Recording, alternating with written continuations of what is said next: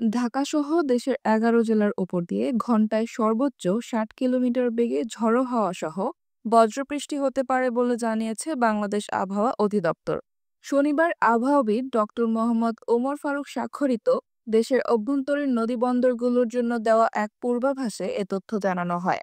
পূর্বাভাসে বলা হয়, ময়মনসিংহ, ঢাকা, ফরিদপুর, খুলনা, বরিশাল, পটুয়াখালী, কুমিল্লা, নোয়াখালী, চট্টগ্রাম, কক্সবাজার এবং সিলেট অঞ্চলসমূহের ওপর দিয়ে পশ্চিম বা উত্তর-পশ্চিম দিক থেকে ঘন্টায় ৪৫ থেকে ৬০ কিলোমিটার বেগে ঝড়ো হাওয়া সহ অস্থায়ীভাবে বৃষ্টি অথবা বজ্রবৃষ্টি হতে পারে। এই সময় এসব এলাকায় ১ নম্বর সতর্ক সংকেত দেখাতে বলা হয়েছে।